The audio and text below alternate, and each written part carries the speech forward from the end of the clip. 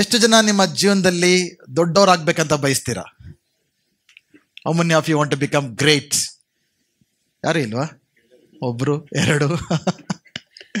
Okay, ಎಲ್ಲರಿಗೂ ಆಸೆ ಇದೆಯಾ ನಮ್ಮ ಜೀವನದಲ್ಲಿ ಏನಾದ್ರು ಸಾಧನೆ ಮಾಡಬೇಕು, ದೊಡ್ಡವರಾಗಬೇಕು, ಯಶಸ್ವಿನ ಕಾಣಬೇಕು, ಅಭಿವೃದ್ಧಿನ ಕಾಣಬೇಕು, ಬೆಳವಣಿಗೆ ಕಾಣಬೇಕು, ಶಬಾಷ್ ಅನ್ಸ್ಕೋಬೇಕು ಅಂತ ಎಲ್ಲರಿಗೂ ಆಸೆ ಇದೆಯಾ? ಖಂಡಿತವಾಗಲ್ಲ, ತಪ್ಪೇನಿಲ್ಲ. ಬಟ್ ಏನು ಮಾಡಿದ್ರೆ ನಾವು ದೊಡ್ಡವ್ರು ಆಗ್ತೀವಿ ಅಂತ ಅನ್ಕೊಳ್ತಾ ಇದ್ದೇವೆ? ಏನು ಪಡ್ಕೊಂಡ್ರೆ, ಏನು ಸಾಧಿಸಿದ್ರೆ ನಾವು ದೊಡ್ಡವರಾಗ್ತೇವೆ, ಯಶಸ್ವಿ ಆಗ್ತೇವೆ ಅಂತ ಅನ್ಕೊಳ್ತೀವಿ? ನಾವು ಪ್ರಾಪಂಚಿಕ ದೃಷ್ಟಿಯಿಂದ ನೋಡೋದಾದ್ರೆ ಯಾರನ್ನ ನಾವು ದೊಡ್ಡವರಂತ ನಾವು ಎಣಿಸ್ತೇವೆ? ಒಳ್ಳೆ ವಿದ್ಯಾಭ್ಯಾಸ ಉಳ್ಳವರು, ಒಳ್ಳೆ ಮನೆ ಇರೋರು, ಒಳ್ಳೆ ಕಾರ್ ಇರೋರು, ಒಳ್ಳೆ ಉದ್ಯೋಗ ಇರುವವರು, ಮತ್ತಿನ್ನೇನು ಬ್ಯಾಂಕಲ್ಲಿ ದೊಡ್ಡ ಅಮೌಂಟ್ ಇರೋರು ಅಂಥವನ್ನೆಲ್ಲ ನೋಡಿದಾಗ ಅವರನ್ನು ನಾವು ದೊಡ್ಡವರು, ಶ್ರೇಷ್ಠರು, ಗೌರವಕ್ಕೆ ಅರ್ಹರು ಎಂಬುದಾಗಿ ಎಲ್ಲರೂ ಕೂಡ ಭಾವಿಸುವಂಥದ್ದು ಸಹಜಕರದ ವಿಷಯ, ರೈಟ್? ಬಟ್ ದೇವರ ದೃಷ್ಟಿಯಲ್ಲಿ ದೊಡ್ಡವರು ಯಾರು? ಅದೆಲ್ಲ ತಪ್ಪಂತ ಅಲ್ಲ. ದುಡ್ಡಿರೋದು ಒಳ್ಳೆಯದು, ವಿದ್ಯಾಭ್ಯಾಸಕ್ಕೆ ಪಡ್ಕೊಳ್ಳೋದು ಒಳ್ಳೆಯದು, ಪದವಿಗಳನ್ನ ಪಡ್ಕೊಳ್ಳೋದು ಒಳ್ಳೆಯದು, ಅವೆಲ್ಲವನ್ನು ಕೂಡ ಪಡ್ಕೊಳ್ಬೇಕು ಅನ್ನೋ ಬಯಕೆ ಇರೋದು ತಪ್ಪಲ್ಲ, ಒಳ್ಳೆಯದು ಇರಬೇಕು. ದೇವರು ನಮ್ಮನ್ನೆಲ್ಲ ಕೂಡ ಆಶೀರ್ವಾದ ಮಾಡೋಕ್ಕೆ ಬಯಸ್ತಾರೆ. ನೀವೆಲ್ಲರೂ ಕೂಡ ಆಶೀರ್ವಾದ ಹೊಂದಬೇಕೆಂಬುದು ನಮ್ಮ ಪ್ರಾರ್ಥನೆಯಾಗಿದೆ. ಬಟ್ ಈ ಮುಂಜಾನೆ ವೇಳೆಯಲ್ಲಿ ಈ ಪ್ರಶ್ನೆಯನ್ನ ನೀವು ಕೇಳ್ಕೋಬೇಕಾಗಿದೆ. ದೇವರ ದೃಷ್ಟಿಯಲ್ಲಿ, ಲೋಕದ ದೃಷ್ಟಿಯಲ್ಲಿ ಇಂಥವರು ದೊಡ್ಡವರು ಎಂಬುದಾಗಿ ಹೇಳಿದೆ, ಅರ್ಥ ಆಯ್ತಾ? ಆದರೆ ದೇವರು ಯಾರನ್ನ ನೋಡಿ ಇವರು ದೊಡ್ಡವರು, ಇವರು ಶ್ರೇಷ್ಠರು, ಇವರು ಹೆಚ್ಚಿನವರು ಎಂಬುದಾಗಿ ಯಾರನ್ನ ನೋಡಿ ಹೇಳ್ತಾರೆ ಅಂತ ಅನ್ಕೊಳ್ತಾ ಇದ್ದಾರೆ? ಅದನ್ನ ನಿಮ್ಮ ಮುಂಜಾನೆ ವೇಳೆಯಲ್ಲಿ ನಿಮ್ಮ ಮುಂದೆ ನಾನು ತರಲಿಕ್ಕೆ ನಾನು ಬಯಸ್ತೇನೆ. ನಮ್ಮ ಸತ್ಯವೇದಗಳನ್ನ ಮತ್ತೆ ಬರೆಸುವ ವಾರ್ತೆ 5ನೇ ಅಧ್ಯಾಯ 17ರಿಂದ 19 ನಾವು ಮೊದಲನೇದಾಗಿ ನಾವು ಓದೋಣ. ಎಲ್ಲ ಕೂಡ ನಮ್ಮ ಸತ್ಯವೇದ ತಂದಿರೋ ಒಳ್ಳೆಯದು, ತಂದಿರೋದಾದ್ರೆ ಓಪನ್ ಮಾಡಿ, ತರದೆ ಹೋದ್ರೆ ತೊಗೊಂಬನ್ನಿ. ಈ ಮೊಬೈಲು, ಐಪ್ಯಾಡು ಎಲ್ಲ ಇರೋದು ಒಳ್ಳೇದು, ಬಟ್ ಅದ್ರ ಜೊತೆ ತುಂಬ ಬರ್ತಾರೆ. ದಯವಿಟ್ಟು ಫೋನ್ಗಳು ಮಾತ್ರ ಯೂಸ್ ಮಾಡಬೇಡಿ. ನೀವು ಬೈಬಲ್ ಯೂಸ್ ಮಾಡಿಲ್ಲ ಅಂದ್ರೆ ಪರವಾಗಿಲ್ಲ, ನೀವು ಬೈಬಲ್ ತಂದಿಲ್ಲ ಅಂದ್ರೆ ಪರವಾಗಿಲ್ಲ, ಫೋನ್ ಮಾತ್ರ ತೆಗಿಬೇಡಿ. ಯಾಕೆ? ಫೋನ್ ತೆಗೆದ್ರೆ ಏನಾಗುತ್ತೆ? ಡಿಸ್ಟ್ರಾಕ್ಷನ್. ಆಗ್ಲೇ ಸೈತಾನ ಗೊತ್ತು ಎಂಥ ಟೈಮಲ್ಲಿ ನಿಮ್ಮನ್ನು ಡಿಸ್ಟ್ರಾಕ್ಟ್ ಮಾಡ್ಬೇಕಂತ ಕರೆಕ್ಟಾಗಿ ಕಾಯ್ತಾ ಇರ್ತಾನೆ ಅವನು. ಕರೆಕ್ಟಾಗಿ ದೇವ್ ನಿಮ್ಮ ಹತ್ರ ಮಾತಾಡಬೇಕು, ಏನೋ ಒಂದು ವಿಷಯ ಕಲಿಬೇಕು, ಹಾಗೆ ಬರುತ್ತೆ ಇಂಪಾರ್ಟೆಂಟ್ ಮೆಸೇಜ್. ಅದರಿಂದ ನನ್ನ ಒಂದು ಅಂಬಲ್ ರಿಕ್ವೆಸ್ಟ್ ಏನಂದ್ರೆ, ನೀವು ಬೈಬಲ್ ತಂದಿಲ್ಲ ಅಂದ್ರೂ ಪರವಾಗಿಲ್ಲ, ತಂದ್ರೆ ಒಳ್ಳೇದು, ತಂದಿಲ್ಲ ಅಂದ್ರೂ ಪರವಾಗಿಲ್ಲ, ಮೊಬೈಲ್ ಮಾತ್ರ ಯೂಸ್ ಮಾಡಬೇಡಿ. ಅರ್ಥ ಆಯ್ತಾ? All right. ಮತ್ತೆ ಬರೆಸುವ ವಾರ್ತೆ 5ನೇ ಅಧ್ಯಾಯ 17ರಿಂದ 19. ಮೋಶೆಯ ಧರ್ಮಶಾಸ್ತ್ರವನ್ನಾಗಲಿ ಪ್ರವಾದಿಗಳ ವಚನಗಳನ್ನಾಗಲಿ ತೆಗೆದು ಹಾಕುವುದಕ್ಕೆ ನಾನು ಬಂದನೆಂದು ನೆನೆಸಬೇಡಿರಿ. ತೆಗೆದು ಹಾಕುವುದಕ್ಕೆ ಬಂದಿಲ್ಲ, ನೆರವೇರಿಸುವುದಕ್ಕೆ ಬಂದಿದ್ದೇನೆ. ನಿಮಗೆ ಸತ್ಯವಾಗಿ ಹೇಳುತ್ತೇನೆ, ಆಕಾಶವು ಭೂಮಿಯು ಅಳಿದು ಹೋಗುವ ತನಕ ಧರ್ಮಶಾಸ್ತ್ರವೆಲ್ಲ ನೆರವೇರಿದ ಹೊರತು ಅದರೊಳಗಿಂದ ಒಂದು ಸೊನ್ನೆ ಆದರೂ ಒಂದು ಗುಡುಸಾದರೂ ಅಳಿದು ಹೋಗಲಾರದು. ಆದ್ದರಿಂದ ಈ ಸಣ್ಣ ಸಣ್ಣ ಆಜ್ಞೆಗಳಲ್ಲಿ ಆದರೂ ಒಂದನ್ನು ಮೀರಿ ಜನರಿಗೂ ಹಾಗೆ ಮೀರುವುದಕ್ಕೆ ಬೋಧಿಸುವವನು ಪರಲೋಕ ರಾಜ್ಯದಲ್ಲಿ ಬಹಳ ಚಿಕ್ಕವನೆನ್ನಿಸಿಕೊಳ್ಳುವನು. ಆದರೆ ತಾನೇ ಆ ಆಜ್ಞೆಗಳನ್ನು ನಡೆದುಕೊಂಡು ಜನರಿಗೂ ಹಾಗೆ ನಡೆಯಬೇಕೆಂದು ಬೋಧಿಸುವವನು ಪರಲೋಕ ರಾಜ್ಯದಲ್ಲಿ ದೊಡ್ಡವನೆನ್ನಿಸಿಕೊಳ್ಳುವನು. ಹಾಲೆಲೂಯಾ. ಅರ್ಥ ಆಯ್ತಾ? ಈ ವಾಕ್ಯದ ಪ್ರಕಾರ ಯೇಸು ಸ್ವಾಮಿ ಯಾರನ್ನ ದೊಡ್ಡವರೆಂಬುದಾಗಿ ಎನ್ನಿಸ್ತಾರೆ, ಯಾರನ್ನ ಚಿಕ್ಕವರು ಎಂಬುದಾಗಿ ಎಣಿಸ್ತಾರೆ ಎಂಬುದಾಗಿ ಈ ವಾಕ್ಯಗಳಲ್ಲಿ ಸ್ಪಷ್ಟವಾಗಿ ನೇರವಾಗಿ ಯೇಸುವಿನ ಮಾತುಗಳಲ್ಲಿ ನಾವು ಕೇಳಿಸ್ಕೊಳ್ತಾ ಇದ್ದೇವೆ. ಆಮೇನ್, ಹಾಲೆಲೂಯಾ. ಈ ವಾಕ್ಯಗಳನ್ನು ಹೇಳ್ಬೇಕಂದ್ರೆ ಯೇಸು ಸ್ವಾಮಿಯು ಒಂದು ಪರ್ವತದ ಮೇಲೆ ಇದ್ರು, ಜನರೆಲ್ಲ ಸೇರಿದ್ರು, ಅವರಿಗೆ ವಾಕ್ಯಗಳನ್ನು ಬೋಧಿಸ್ತಾ ಇದ್ದಾರೆ. This is called a sermon on the Mount. Yesu ಸ್ವಾಮಿಯು ಪರ್ವತದ ಮೇಲೆ ಮಾಡಿದ ಒಂದು ಪ್ರಸಂಗ ಎಂಬುದಾಗಿ ಇದರನ್ನ ಕರೀತಾರೆ. ಮತ್ತೆ ಯಾಕೆ ಈ ಪರ್ವತದ ಮೇಲೆ ಯೇಸು ಸ್ವಾಮಿ ಪ್ರಸಂಗ ಮಾಡಿದ್ರು ಎಂಬ ಡೀಟೇಲ್ ಅನ್ನ ನಮ್ಗೆ ಯಾಕೆ ಕೊಟ್ಟಿದ್ದಾರೆ ಅಂದ್ರೆ, ಸುಮ್ಮನೆ ಯೇಸು ಸ್ವಾಮಿ ಒಂದು ಪರ್ವತದ ಮೇಲೆ ಇದ್ದಾರೆ, ಜನರೆಲ್ಲ ಬಂದಿದ್ದಾರೆ, ಪ್ರಸಂಗ ಮಾಡ್ತಾ ಇದ್ದಾರೆ ಎಂಬುದಾಗಿ ಅರ್ಥ ಮಾಡ್ಕೊಳ್ಳೋಕ್ಕೋಸ್ಕರ ಅಲ್ಲ. ಆದರೆ ಮತ್ತೇನಲ್ಲಿ ಒಂದು ಉದ್ದೇಶವಿದೆ. ಈ ಯೇಸು ಸ್ವಾಮಿಯು ಸಾಧಾರಣವಾದ ಮನುಷ್ಯನಲ್ಲ, ಆತನು ಹೊಸ ಮೋಶೆ ಎಂಬುದಾಗಿ ಜನರು ಅರ್ಥ ಮಾಡ್ಕೊಳ್ಬೇಕೆಂಬುದಾಗಿ. ಮೋಶೆ ಯಾವ ರೀತಿಯಾಗಿ ಪರ್ವತ ಮೇಲೆ ಹತ್ತಿದನೋ, ಸೀನಾಯಿ ಪರ್ವತವನ್ನು ಹತ್ತಿದನೋ, ಆ ರೀತಿಯಾಗಿ ಯೇಸು ಸ್ವಾಮಿ ಕೂಡ ಈ ಪರ್ವತವನ್ನು ಹತ್ತಿದನೆಂಬುದಾಗಿ ಜನರು ಅರ್ಥ ಮಾಡ್ಕೊಳ್ಬೇಕೆಂಬುದಾಗಿ ಆತನ ಮನಸ್ಸಿನಲ್ಲಿದೆ. ಎರಡನೇದು, ಆ ಪರ್ವತದ ಮೇಲೆ ಮೋಶೆ ಯಾವ ರೀತಿಯಾಗಿ ಧರ್ಮಶಾಸ್ತ್ರವನ್ನು ಪಡೆದುಕೊಂಡನೋ, ಈಗ ಯೇಸು ಸ್ವಾಮಿ ಕೂಡ ಪರ್ವತದ ಮೇಲಿಂದ ಹೊಸ ಧರ್ಮಶಾಸ್ತ್ರವನ್ನ ನಮಗೆ ನೀಡ್ತಾ ಇದ್ದಾನೆ. ಮೂರನೇದು, ಮೋಶೆ ಯಾವ ರೀತಿಯಾಗಿ ಅಧಿಕಾರದಿಂದ ಮಾತನಾಡಿದನೋ ಅದೇ ರೀತಿಯಾಗಿ ಯೇಸು ಸ್ವಾಮಿ ಕೂಡ ಅಧಿಕಾರದಿಂದ ಮಾತನಾಡ್ತಿರತಕ್ಕಂಥ ಒಂದು ಸಂದರ್ಭ ನಾವಿಲ್ಲಿ ನೋಡ್ತಾ ಇದ್ದೇವೆ. ಸೊ ಯಾರು ಪರಲೋಕ ರಾಜ್ಯದಲ್ಲಿ ದೊಡ್ಡರೆಂಬುದಾಗಿ ಯೇಸು ಸ್ವಾಮಿ ಹೇಳ್ತಾ ಇದ್ದಾರೆ? ಯಾರು ದೇವರ ಆಜ್ಞೆಗಳನ್ನು ಕೈಗೊಂಡು ಅಂದ್ರೆ ವಿಧೇಯರಾಗಿ ಅದನ್ನ ಬೋಧಿಸುತ್ತಾರೋ ಅವರು ದೊಡ್ಡವರು. ಯಾರು ಚಿಕ್ಕವರು? ಯಾರು ದೇವರ ಆಜ್ಞೆಗಳನ್ನ ನಿರ್ಲಕ್ಷ್ಯ ಮಾಡಿ ಅದನ್ನ ಬೋಧಿಸ್ತಾರೋ ಅವರು ಚಿಕ್ಕವರು. ಯೇಸು ಸ್ವಾಮಿ ಯಾವ್ದ್ರ ಬಗ್ಗೆ ಹೇಳ್ತಾ ಇದ್ದಾರೆ ಆಜ್ಞೆಗಳೆಂದರೆ? ಯೇಸು ಸ್ವಾಮಿಯ ಸಮಯದಲ್ಲಿ ಹೊಸ ಒಡಂಬಡಿಕೆ ಇರಲಿಲ್ಲ, ಬರೀ ಹಳೆ ಒಡಂಬಡಿಕೆ ಇತ್ತು. ಅನೇಕ ಸರ್ ನಮ್ಮ ದಿನಗಳಲ್ಲಿ ಒಂದು ಹಳೆ ಒಡಂಬಡಿಕೆ ಬಗ್ಗೆ ಒಂದು ಕೆಳಮಟ್ಟದ ದೃಷ್ಟಿಯನ್ನು ಇಟ್ಕೊಂಡಿದ್ದೇವೆ. We have low view of the Old Testament. ಹಳೆ ಒಡಂಬಡಿಕೆ, ಏನೋ ಒಂದು ವಿಷಯ ಹಳೆ ಒಡಂಬಡಿಕೆಯಲ್ಲಿದ್ರೆ ಇದು ಹಳೆ ಒಡಂಬಡಿಕೆ ತಾನೇ ಅಂತೇವೆ. ಬಟ್ ನಾವು ಒಂದು ಅರ್ಥ ಮಾಡ್ಕೊಳ್ಬೇಕಾಗಿದೆ, ಯೇಸು ಸ್ವಾಮಿಯು ಯಾವುದೇ ಧರ್ಮಶಾಸ್ತ್ರ ಕೆಡವಿ ಹಾಕಳಕ್ಕೆ ಬರಲಿಲ್ಲ. ಆದರೆ ಧರ್ಮಶಾಸ್ತ್ರವನ್ನ ಪೂರೈಸೋದಕ್ಕೋಸ್ಕರ ಯೇಸು ಸ್ವಾಮಿಯು ಬಂದಿದ್ದು. ಯೇಸು ಸ್ವಾಮಿ ಪೂರೈಸಿಬಿಟ್ರಂತಲ್ಲ ಅಂದ್ಬಿಟ್ಟು ಇನ್ನು ನಾವೇನು ಮಾಡಬಾರ್ದು ಅಂತಲ್ಲ. ಕೆಲವು ಅನ್ಕೊಳ್ತೇವೆ ಯೇಸು ಸ್ವಾಮಿ ಎಲ್ಲ ಮಾಡಿಬಿಟ್ರು, ನಾವೇನು ಮಾಡಬೇಕಾಗಿಲ್ಲ, ನಮ್ಮ ಇಷ್ಟ ಬಂದ ನಾವು ಜೀವಿಸ್ಬೋದು, ದೇವರು ಪ್ರೀತಿಯ ದೇವರು, ಕೃಪೆಯುಳ್ಳ ದೇವರು, ದಯೆಯುಳ್ಳ ದೇವರು, ಹೇಗೆ ನಡ್ಕೊಂಡ್ರು ಪರವಾಗಿಲ್ಲ, ಏನು ಮಾಡಿದ್ರು ಪರವಾಗಿಲ್ಲ ಅಂತ ನಾವು ಅರ್ಥ ಮಾಡ್ಕೊಳ್ತೇವೆ. ಯಾವುದೇ ಒಂದು ದೇವರ ಮೇಲೆ ಭಯ ಅನ್ನೋದು ನಮಗೆ ಇರೋದಿಲ್ಲ. ಇನ್ನೊಂದರ ಪ್ರಕಾರ ನೋಡ್ಬೇಕಂದ್ರೆ ಜನರು ಬಹಳ ಕಟ್ಟುನಿಟ್ಟಾಗಿ ಆ ಆಜ್ಞೆಗಳನ್ನ ಕೈಕೊಳ್ಳೋದಕ್ಕೆ ಪ್ರಯತ್ನಿಸ್ತಾರೆ. ಅಂಥವ್ರು ಏನು ಮಾಡ್ತಾರೆ, ಸ್ವನೀತಿವಂತರಾಗ್ಬಿಡ್ತಾರೆ. ಜಂಬ ಹೆಮ್ಮೆ ಕೂಡ ಅದಕ್ಕೆ ಕಾರಣ ಆಗುತ್ತೆ, ಇತರನ್ನು ಕೂಡ ಕೆಳದೃಷ್ಟಿಯಲ್ಲಿ ನೋಡೋಕ್ಕೆ ಸಾಧ್ಯ ಆಗುತ್ತೆ. ಸೊ ಎರಡೂ ರೀತಿಯಾದ ಒಂದು ದೃಷ್ಟಿಕೋನವನ್ನ ನಾವು ನಿರಾಕರಿಸಿ ನಾವು ದೇವರ ಕೃಪೆಯಲ್ಲಿ ನಾವು ಜೀವಿಸ್ಬೇಕಾಗಿದೆ. ಅಂದರೆ ದೇವರ ಸ್ವತಂತ್ರದಲ್ಲಿ ನಾವು ಜೀವಿಸ್ಬೇಕಾಗಿದೆ. ಅದೇನನ್ನೋದನ್ನೇ ನಾನು ನಿಮ್ಮ ಇವತ್ತು ಮುಂಜಾನೆ ವೇಳೆಯಲ್ಲಿ ನಾನು ತಿಳಿಸೋದಕ್ಕೆ ಬಯಸ್ತೇನೆ. ಬಟ್ ಒಂದೇ ವಿಷಯ ನಾನು ನಿಮಗೆ ಸರಳವಾಗಿ ಹೇಳಕ್ಕೆ ಇಷ್ಟಪಡ್ತೇನೆ. ಅದೇನೆಂದರೆ, ದೇವರ ದೃಷ್ಟಿಯಲ್ಲಿ ಹಳೆ ಒಡಂಬಡಿಕೆ ಹೊಸ ಒಡಂಬಡಿಕೆ ಎರಡು ಕೂಡ ಸಮಾನವಾದ ರೀತಿಯಲ್ಲಿ ನೋಡಬೇಕಾಗಿದೆ. Hallelujah, hallelujah. ಹಳೆ ಒಡಂಬಡಿಕೆಯಲ್ಲಿ ದೇವರ ವಾಕ್ಯ ಇದ್ರೆ ಅದು ಎಷ್ಟು ಇಂಪಾರ್ಟೆಂಟು, ಹೊಸ ಒಡಂಬಡಿಕೆಯಲ್ಲಿ ದೇವರ ವಾಕ್ಯ ಇದ್ರೆ ಅಷ್ಟೇ ಇಂಪಾರ್ಟೆಂಟ್. ಹೊಸ ಒಡಂಬಡಿಕೆಯಲ್ಲಿ ದೇವರ ವಾಕ್ಯ ಎಷ್ಟು ಇಂಪಾರ್ಟೆಂಟು, ಹಳೆ ಒಡಂಬಡಿಕೆಯಲ್ಲಿ ಇದ್ರೂ ಕೂಡ ಅಷ್ಟೇ ಇಂಪಾರ್ಟೆಂಟ್. ಜಾನ್ ಸ್ಟಾರ್ಟ್ ಎಂಬ ಥಿಯಾಲಜಿಯನ್ ಮಾತಾಡಿದ್ರು, the Old Testament is the gospel in the bird, the new Testament is the gospel in full flower. ಅಂದರೆ ಹಳೆ ಒಡಂಬಡಿಕೆಯಲ್ಲಿ ಸುವಾರ್ತೆ ಅನ್ನೋದು ಮೊಗ್ಗು ರೀತಿಯಲ್ಲಿ, ಹೊಸ ಒಡಂಬಡಿಕೆಯಲ್ಲಿ ಸುವಾರ್ತೆ ಒಂದು ಹೂವಿನ ರೀತಿಯಲ್ಲಿ. ಒಂದು ಬುಡ ಇಲ್ಲದೆ ಹೂ ಬರಕ್ಕೆ ಸಾಧ್ಯನಾ? ಅದೇ ರೀತಿ ಎರಡು ಕೂಡ ಬಹಳ ಇಂಪಾರ್ಟೆಂಟ್. ನಾವು ಶ್ರೇಷ್ಠವಾಗಿ ಎರಡನ್ನೂ ಕೂಡ ವಿಶೇಷವಾಗಿ ನಾವು ಎಣಿಸ್ಬೇಕಾಗಿದೆ. ಸರಿ, ನಾವು ಹಳೆ ಒಡಂಬಡಿಕೆ ಧರ್ಮಶಾಸ್ತ್ರ ಎಲ್ಲವನ್ನು ಕೂಡ ಇವತ್ತು ನಾವು ಪಾಲಿಸ್ಬೇಕನ್ನೋ ಪ್ರಶ್ನೆ ಉಂಟಾಗುತ್ತೆ. ಹಳೆ ಒಡಂಬಡಿಕೆಯಲ್ಲಿ ಜನರು ಬಲಿಗಳು ತರ್ತಾ ಇರೋ ಕುರಿಗಳನ್ನ, ಮೇಕೆಗಳನ್ನ, ಹಸುಗಳಿಂದ ಬರ್ಬೇಕಂದ್ರೆ ಏನೋ ತಂದಿದ್ರವೆಲ್ಲ ಕೆಳಗೆ ಪಾರ್ಕ್ ಮಾಡಿ ಬಂದಿದ್ದೀರಾ? ಇಲ್ಲ ತಾನೆ, ಏನು ಅವೆಲ್ಲ ಏನೋ ಇಲ್ಲದೆ ಬಂದಿದ್ದೇವೆ. ಸೊ ಅವೆಲ್ಲ ನಾವೇನು ಮಾಡೋದು, ಅದನ್ನು ಕೂಡ ಪಾಲಿಸ್ಬೇಕನ್ನೋ ಪ್ರಶ್ನೆ ನಾವು ಉಂಟಾವು. ಸುನ್ನತಿ ಮಾಡಿಸ್ಕೊಳ್ಳೋದು ಒಂದು ಪದ್ಧತಿ ಇತ್ತು, ಬೇರೆ ಬೇರೆ ಇದೆ. ನಾವು ಎಷ್ಟರವರೆಗೆ ಹಳೆ ಒಡಂಬಡಿಕೆಯನ್ನ ಪಾಲಿಸ್ಬೇಕು ಅನ್ನೋ ಒಂದು ಪ್ರಶ್ನೆ ನಮ್ಮ ಸಾಧಾರಣವಾಗಿ ನಾವು ಉಂಟಾಗುತ್ತೆ. ಹಳೆ ಒಡಂಬಡಿಕೆ ಓದ್ಬೇಕಂದ್ರೆ ಅನೇಕ ನಮ್ಗೆ ಅರ್ಥ ಮಾಡ್ಕೊಳ್ಳೋಕೆ ಕೂಡ ಕಷ್ಟ ಆಗುತ್ತೆ. ಬಟ್ ಅದಕ್ಕೆ ನಾವೇನು ಅರ್ಥ ಮಾಡ್ಕೊಳ್ಬೇಕಂದ್ರೆ, ಹಳೆ ಒಡಂಬಡಿಕೆಯಲ್ಲಿ 3 ಭಾಗಗಳಿವೆ. ಧರ್ಮಶಾಸ್ತ್ರದಲ್ಲಿ 3 ಕ್ಯಾಟಗರೀಸ್ ಇದೆ. ಒಂದು ಸೆರೆಮೋನಿಯಲ್ ಲಾಸ್, ಅಂದರೆ ದೇವರನ್ನು ಆರಾಧಿಸುವುದಕ್ಕೆ ಆಲಯಕ್ಕೆ ಸಂಬಂಧಪಟ್ಟಂತ ಆಜ್ಞೆಗಳು, ಈ ಬಲಿಗಳನ್ನು ಅರ್ಪಿಸುವಂಥದ್ದು, ಯಾಜಕರಿಗೆ ಸಂಬಂಧಪಟ್ಟಂಥದ್ದು, ಈ ಪರಿಶುದ್ಧವಾದ ದಿನಗಳು, ಹಬ್ಬಗಳಿಗೆ ಸಂಬಂಧಪಟ್ಟದ್ದು, ಅಶುದ್ಧವಾದ ವಿಷಯಗಳಿಗೆ ಸಂಬಂಧಪಟ್ಟದ್ದು, ಸುನ್ನತಿಗೆ ಸಂಬಂಧಪಟ್ಟದ್ದು, ಇವೆಲ್ಲ ಆಜ್ಞೆಗಳಿವೆ. ಅದು ನಾ ಪಾಲಿಸ್ಬೇಕಾಗಿಲ್ಲ. ಅವೆಲ್ಲವೂ ಕೂಡ ಯೇಸುವಿನ ಕುರಿತಾಗಿ ಮುಂಚೆನೆ ತಿಳಿಸ್ತಾ ಇತ್ತು.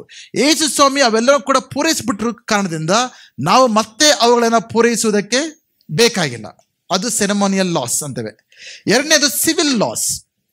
ಸಿವಿಲ್ ಲಾಸ್ ಅಂದ್ರೆ ಏನು? ಇಸ್ರಾಯೇಲ್ ದೇಶದಲ್ಲಿ ಅವರ ಒಂದು ರಾಜಕೀಯ ಒಂದು ವ್ಯವಸ್ಥೆಯಲ್ಲಿ ಕೆಲವೊಂದು ಲಾಸ್ ಇರ್ತಾ ಇತ್ತು. ನ್ಯಾಯಾಂಗ ವ್ಯವಸ್ಥೆ ಯಾವ ರೀತಿ ಇರಬೇಕು, ಈ ಒಂದು ಆಸ್ತಿ ಪಾಸ್ತಿ ವ್ಯವಸ್ಥೆ ಯಾವ ರೀತಿ ಇರಬೇಕು, ಅದಕ್ಕೆ ಸಂಬಂಧಪಟ್ಟಂಥದ್ದು. ಅದನ್ನು ಕೂಡ ನಾವು ಪಾಲಿಸ್ಬೇಕಲ್ಲ. ನಮ್ಮದು ಭಾರತ ದೇಶಕ್ಕೆ ಸಂವಿಧಾನ ಇದೆ, ಭಾರತ ದೇಶಕ್ಕೆ ಕಾನೂನು ಇದೆ. ನಾವು ಇಸ್ರಾಯೇಲ್ ದೇಶದ ಕಾನೂನನ್ನು ನಾವು ಪಾಲಿಸ್ಬೇಕಾಗಿಲ್ಲ. ಸೊ ಅದನ್ನು ನಾವು ಬಿಟ್ಬಿಡ್ಬೇಕಾಗತ್ತೆ. ಬಟ್ ಮೂರನೇದು ಇಸ್ ವೆರಿ ಇಂಪಾರ್ಟೆಂಟ್. ಅದನ್ನ ಮಾರಲ್ ಲಾಸ್ ಅಂತ ಹೇಳ್ತೇವೆ. ಅಂದ್ರೆ ನೈತಿಕತೆಗೆ ಸಂಬಂಧಪಟ್ಟಂತ ವಿಷಯಗಳು. ಅಂದ್ರೆ ನಾವು ದೇವರನ್ನ ಯಾವ ರೀತಿ ಆರಾಧನೆ ಮಾಡಬೇಕು, ಇತರರನ್ನ ಯಾವ ರೀತಿಯಾಗಿ ನಾವು ಗೌರವಿಸ್ಬೇಕು. ಉದಾಹರಣೆಗೆ ಹಳೆ ಒಡಂಬಡಿಕೆಯಲ್ಲಿ 10 ಆಜ್ಞೆಗಳಿವೆ, 10 ಆಜ್ಞೆಗಳಿವೆ. ಆ 10 ಆಜ್ಞೆಗಳನ್ನ ನಾವು ಪಾಲಿಸ್ಬೇಕಾ ಬೇಡ? ಇವತ್ತು ಏನಿದೆ 10 ಆಜ್ಞೆಗಳಲ್ಲಿ? ದೇವರನ್ನ ಆರಾಧಿಸ್ಬೇಕಂತ ಇದೆ, ಅವರೊಬ್ಬರನ್ನೇ ಆರಾಧಿಸ್ಬೇಕಂತ ಎಂಬುದಾಗಿದೆ. ಯಾವುದೇ ಆಕಾರ ವಿಕಾರ ಮಾಡಬಾರ್ದಂತ ಇದೆ. ಸೊ ಅದು ಇವತ್ತಿಗೆ ನಮ್ಗೆ ಅನ್ವಯಿಸುತ್ತಾ ಇಲ್ವಾ? ತಂದೆ ತಾಯಿಗಳನ್ನ ಸನ್ಮಾನಿಸ್ಬೇಕಂತ ಇದೆ, ಇವತ್ತನ್ನ ಸನ್ಮಾನಿಸ್ಬೇಕಾ ಬೇಡವಾ? ಕದಿಬಾರ್ದು ಅಂತ ಇದೆ, ಕದಿಬೇಕಾ ಬೇಡವಾ? ವ್ಯಭಿಚಾರ ಮಾಡಬಾರ್ದು ಅಂತ ಇದೆ, ಅದನ್ನ ಮಾಡ್ಬೇಕಾ ಮಾಡಬಾರ್ದ? ಸುಳ್ಳಾಡಬಾರ್ದು ಅಂತ ಇದೆ, ಅದು ಮಾಡ್ಬೇಕಾ ಮಾಡಬಾರ್ದ? ಸೊ ಇವೆಲ್ಲ ಕೂಡ ನೈತಿಕತೆಗೆ ಸಂಬಂಧಪಟ್ಟಂತ ಆಜ್ಞೆಗಳು. ಹಳೆ ಒಡಂಬಡಿಕೆಯಲ್ಲೂ ಇದೆ, ಹೊಸ ಒಡಂಬಡಿಕೆಯಲ್ಲಿ ಇದೆ. ಅದನ್ನು ನಾವು ಪಾಲಿಸ್ಬೇಕು, ಇವತ್ತು ಕೂಡ ನಾವು ಪಾಲಿಸ್ಬೇಕು. ಯೇಸು ಸ್ವಾಮಿ ಏನು ಹೇಳ್ತಾ ಇದ್ದಾರೆ ಅಂದ್ರೆ, ಯಾರಾದರೂ ಕೂಡ ನನ್ನ ಆಜ್ಞೆಗಳಲ್ಲಿ ಒಂದನ್ನಾದರೂ ಕಡೆಗಣಿಸಿ ನಿರ್ಲಕ್ಷ್ಯ ಮಾಡಿ ಅದನ್ನು ಬೋಧಿಸುವುದಾದರೆ ಅವರು ದೇವರ ರಾಜ್ಯದಲ್ಲಿ ಚಿಕ್ಕವರು ಎಂಬುದಾಗಿ. ಅದು ಯಾರು ದೇವರ ಆಜ್ಞೆಗಳನ್ನು ಭಯಭಕ್ತಿಯಿಂದ ಪಾಲಿಸಿ ಕೈಗೊಂಡು ವಿಧೇಯರಾಗಿ ಅದರಂತೆ ಇತರರಿಗೆ ಬೋಧಿಸ್ತಾರೋ ಅವರೇ ದೊಡ್ಡವರು. Hallelujah, hallelujah. ಆದ್ರಿಂದ ಇವತ್ತು ದೇವರ ಕೃಪೆ ಇದೆ, ದೇವರ ದಯೆ ಇದೆ, ದೇವರ ಪ್ರೀತಿ ಇದೆ, ಏನು ಮಾಡಿದ್ರೂ ಪರವಾಗಿಲ್ಲ ಆ ರೀತಿ ಅಂತ ನಾವು ಯೋಚನೆ ಮಾಡಂಗಿಲ್ಲ. ಹೌದು, ನಾವು ರಕ್ಷಣೆ ಪಡ್ಕೋಬೇಕಂದ್ರೆ ಈ ಆಜ್ಞೆಗಳೆಲ್ಲ ನಾವು ಪಾಲಿಸ್ಬೇಕಾಗಿಲ್ಲ. ರಕ್ಷಣೆ ಅನ್ನತಕ್ಕಂಥದ್ದು ದೇವರ ಕೃಪೆಯಿಂದ ನಮಗೆ ನೀಡಿದ್ದಾರೆ. ಹಾಲೆಲೂಯ. ನಾವು ರಕ್ಷಣೆಯನ್ನು ಸಂಪಾದಿಸ್ಕೊಳ್ಳೋದಕ್ಕೆ ಈ ಲೋಕದಲ್ಲಿ ಎಲ್ಲದಕ್ಕಿಂತ ದೊಡ್ಡ ಆಶೀರ್ವಾದ, ಶ್ರೇಷ್ಠವಾದ ಆಶೀರ್ವಾದ ಅಂದ್ರೆ ದೇವರು ನಮಗೆ ನಿತ್ಯ ಜೀವನ ಕೊಟ್ಟಿದ್ದಾರೆ. ಹಾಲೆಲೂಯ. ಇವತ್ತು ಸತ್ರು ಕೂಡ ನಾವೆಲ್ಲಿ ಹೋಗ್ತೀವಿ ಅಂತ ನಮಗೆ ಭರವಸೆ ಇದೆ, ದೇವರ ರಾಜ್ಯಕ್ಕೆ ಹೋಗ್ತೀವಿ ಅಂತ ಭರವಸೆ ಇದೆ. ನಾವು ಬಯಕೆ ಇರುವ ಆಸ್ಪದವಿಲ್ಲ, ಅದು ದೇವರು ನಮಗೆ ಉಚಿತವಾಗಿ ನೀಡಿದ್ದಾರೆ. ಸೊ ನಾವು ಆಜ್ಞೆಗಳನ್ನು ಯಾಕೆ ಕೈಗೊಳ್ಬೇಕು ಅಂದರೆ ರಕ್ಷಣೆ ಹೊಂದೋದಕ್ಕೋಸ್ಕರ ಅಲ್ಲ. ಅದು ಯಾಕೆ ನಾವು ಆಜ್ಞೆಗಳನ್ನು ಕೈಗೊಳ್ಬೇಕಂದ್ರೆ ದೇವರ ಸಂಬಂಧದಲ್ಲಿ ನಡೆಯೋದಕ್ಕೋಸ್ಕರ, ದೇವರನ್ನು ಗೌರವಿಸೋದಕ್ಕೋಸ್ಕರ, ದೇವರನ್ನು ಮೆಚ್ಚಿಸೋದಕ್ಕೋಸ್ಕರ, ಕ್ರಿಸ್ತನ ಹೋಲಿಕೆಯಲ್ಲಿ ನಮ್ಮ ಜೀವಿತಗಳು ಮಾರ್ಪಡೋದಕ್ಕೋಸ್ಕರ, ಆತನ ಹಾಗೆ ನಾವು ಆಗೋದಕ್ಕೋಸ್ಕರ. ಹಾಲೆಲೂಯ.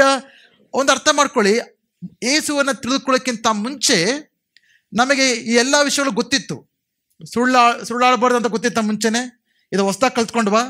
ಕ್ರೈಸ್ತರಾದ ತಕ್ಷಣ ಈಗ ಗೊತ್ತಾಯ್ತು ನನಗೆ ಸುಳ್ಳು ಹೇಳ್ಬಾರ್ದು, ಈಗ ಗೊತ್ತಾಯ್ತು ನನಗೆ ಕದಿಬಾರ್ದು, ಈಗ ಗೊತ್ತಾಯ್ತು ನನಗೆ ವ್ಯಭಿಚಾರ ಮಾಡಬಾರ್ದು, ಈಗ ಗೊತ್ತಾಯ್ತು ಜನರನ್ನ ಗೌರವಿಸ್ಬೇಕು, ಈಗ ಗೊತ್ತಾಯ್ತು ಜನರನ್ನ ಕ್ಷಮಿಸ್ಬೇಕು ಎಂಬುದಾಗಿ. ಇವೆಲ್ಲ ಕೂಡ ರಕ್ಷಣೆ ಒಂದ ಮೇಲೆ ಗೊತ್ತಿತ್ತಾ? ರಕ್ಷಣೆ ಒಂದಕ್ಕಿಂತ ಮುಂಚೆನೇ ಗೊತ್ತಿತ್ತಾ? ಬಟ್ ವ್ಯತ್ಯಾಸ ಏನು? ರಕ್ಷಣೆ ಒಂದಕ್ಕಿಂತ ಮುಂಚೆ ಅವೆಲ್ಲವೂ ಗೊತ್ತಿದ್ರು ಕೂಡ ಅದನ್ನ ಮಾಡಬೇಕನ್ನೋ ಬಯಕೆ ಇಲ್ಲ, ಅದನ್ನ ಮಾಡೋ ಶಕ್ತಿ ಕೂಡ ಇರಲಿಲ್ಲ. ಆದ್ರೆ ರಕ್ಷಣೆ ಹೊಂದಿದ ನಂತರ ಅದನ್ನ ಮಾಡಬೇಕೆಂಬ ಹೊಸ ಬಯಕೆಗಳನ್ನು ದೇವರು ಕೊಟ್ಟು ಆ ರೀತಿಯಾಗಿ ಜೀವಿಸೋದಕ್ಕೆ ಕೂಡ ದೇವರು ನಮಗೆ ಶಕ್ತಿಯನ್ನು ಕೊಟ್ಟಿದ್ದಾರೆ. Hallelujah, hallelujah. ಅರ್ಥ ಆಯ್ತಾ? ಹೊಸ ಒಡಂಬಡಿಕೆಯಲ್ಲಿ ಜೀವಿಸುತ್ತಿರುವ ನಾವು, ದೇವರ ಕೃಪೆ ಕೆಳಗೆ ಜೀವಿಸುತ್ತಿರತಕ್ಕಂಥ ನಾವು, ಮುಂಚೆ ಅವೆಲ್ಲ ಗೊತ್ತಿದ್ರು ಕೂಡ ಅದನ್ನ ಮಾಡೋ ಶಕ್ತಿ ನಮ್ಮಲ್ಲಿ ಇರಲಿಲ್ಲ. ದೇವರಿಗೆ ವಿಧೇಯರಾಗೋ ಶಕ್ತಿ ನಮ್ಮಲ್ಲಿ ಇರಲಿಲ್ಲ. ದೇವರಿಗೆ ಮೆಚ್ಚುಗೆಯಾದ ರೀತಿಯಲ್ಲಿ ಜೀವಿಸುವ ಶಕ್ತಿ ನಮಗಿರಲಿಲ್ಲ. ಆದರೆ ಪ್ರಿಯ, ಅರ್ಥ ಮಾಡ್ಕೊಳ್ಳಿ, ಈಗ ದೇವರ ಮಕ್ಕಳಾದ ನಂತರ, ರಕ್ಷಣೆ ಹೊಂದಿದ ನಂತರ, ಈಗ ಪವಿತ್ರಾತ್ಮನು ನಮ್ಮಲ್ಲಿ ನಿವಾಸವಾಗಿರುವ ಕಾರಣದಿಂದ, ದೇವರ ಶಕ್ತಿ ನಮ್ಮಲ್ಲಿ ಇರುವುದರಿಂದ ದೇವರಿಗೆ ವಿಧೇಯರಾಗಲು ಸಾಧ್ಯ. Hallelujah, hallelujah. ಅನೇಕರು ಅನ್ಕೊಳ್ತೇವೆ ಈಗ ಹೊಸ ಒಡಂಬಡಿಕೆ ಎಲ್ಲ ಕೃಪೆಯ ಕಾಲ, ಏನ್ ಮಾಡಿದ್ರು ಪರವಾಗಿಲ್ಲ. That's a wrong teaching. It is called as cheap grace. ಕೃಪೆಯನ್ನ ಅಲ್ಲಗೆಳೆಯುವಂಥದ್ದು. ಕೃಪೆ ಅನ್ನೋದು ದೇವರ ಶಕ್ತಿ. ಅದು ಒಂದು ವೇಳೆ ಸೋತಾಗ, ತಪ್ಪಿ ಹೋದಾಗ, ಬಿದ್ದಾಗ ಕೃಪೆ ನಮ್ಮನ್ನ ಮೇಲೆ ಕೆತ್ತುತ್ತೆ. But grace is not a licence to ಸಿನ್.